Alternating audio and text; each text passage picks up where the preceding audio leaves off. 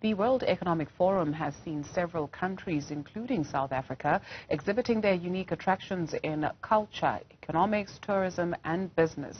However, one exhibition, the Ukraine House, was oversubscribed as it drew record visitors in Davos this week. Business editor Xolani Mbanjwa is there to find out why for us, Xolani, as the meeting comes to a close.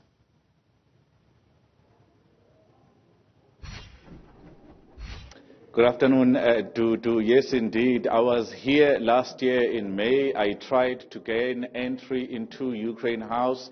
It was overbooked, but I'm lucky this year to actually gain entry.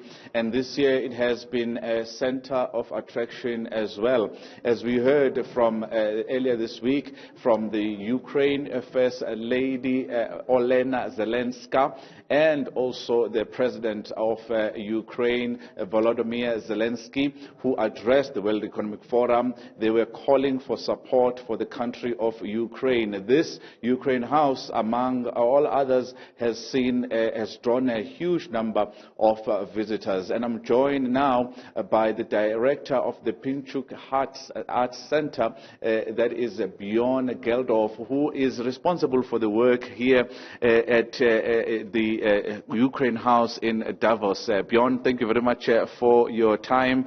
A record draw of visitors to this Ukraine House. This is in partnership with the Office of the President of Ukraine and the Pinchuk Art Centers. Tell us the interest that you've seen drawing many visitors to this house this week. Thank you very much for this attention. I think Ukraine has a story to tell. We have a story to tell to the world. And this story concerns not only Ukraine, but it concerns the entire world. And that makes sure that so many people were here. They want to know what is happening in Ukraine and what can be done about it. And the project we have done here is called Ukraine is You. It's an invitation to feel for just one moment what it means to be Ukrainian. It means to be proud, it means to be free, but it also means to be subjected to significant trauma, to be subjected to aggression from Russia. And this is the story we try to tell here, to convince the world to continue to support Ukraine, to continue to take a stance against Russia and against this horrible war of aggression that Russia has waged against Ukraine in the last year. Bjorn, what kind of response have you received from those who have been patronizing this exhibition in Davos this week? The response has been one of compassion. The response has been one of joy when they see downstairs what is happening when a city gets liberated and how the citizens of a city can feel free to be Ukrainian again. And I think many people who came here understood that they are a part of that victory because they delivered support, financial and weapons for the Ukrainians to be able to reclaim Kherson, the city we are talking about. But at the same time, when confronted with the war crimes, which are still happening every day in Ukraine, in which we are standing here, people feel an urgency to act. They feel this must be stopped. Because if we allow war crimes to happen with impunity, then they will continue to happen, not only in Ukraine, but across the world. What do you have to say to those countries and organizations that are still sitting on the fence, skeptical about actually supporting the Ukraine liberation outright, because there are still those countries that are still sitting on the fence? I think it's time to come off the fence. I think it's time to realize that supporting Ukraine is in your own best interest. Because at this moment, we understand we need that support. We need support of all the African countries, as much as we need the support from Western Europe or the US. Because what Ukraine is doing is, in big part, feeding the world.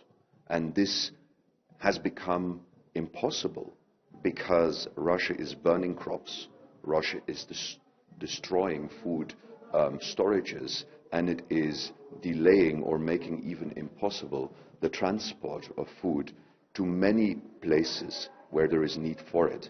So to stand up with Ukraine against Russia means pressuring Russia in making sure that Ukraine can fulfill its role also to those countries who at this moment are doubting. On the other hand, specifically in Africa, Wagner, the mercenary group, is also very active. And what is happening in Ukraine is also happening in many countries that are not in Europe. And that needs to be stopped equally fast, with equally the same means as is happening in Ukraine. And also there, the war criminals must be brought to justice.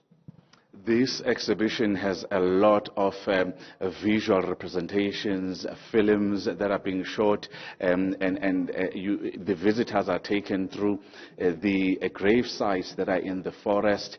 Tell us about the team of artists that are responsible for the work that you have directed at Ukraine House.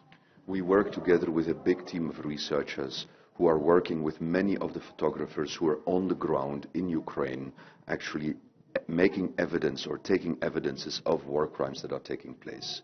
With them we verify every image that we show here, and then what we try to do from these verified images is tell stories.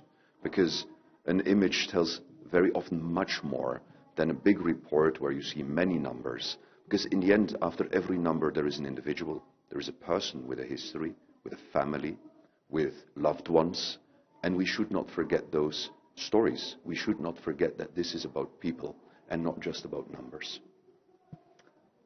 What's the most picture that has drawn people towards the most famous picture here, or an exhibit that is most famous? I know there are some pictures that are quite graphic, but explain to us the one that has drawn the biggest audience and the biggest reaction. I think one of the most iconic images is an image which was taken in Kharkiv in July, of a lady dressed in a yellow dress who went out to feed her cat. And at the moment she went out, shelling began of her residential neighborhood, and she died. Her husband, who was wearing a blue t-shirt, came out, found her, and sat with her on a bench while she was laying dead on the floor. And it is an image of Ukraine today, blue and yellow, a Ukrainian flag, a broken Ukrainian flag, a broken Ukraine. This is Ukraine every day since the start of the war. It's a very deeply saddening image, but a very important icon for people to understand what this war is putting individuals and Ukrainian citizens through. Bjorn, thank you very much for your time this afternoon. I know that image very well. I saw a number of visitors crowding around that image.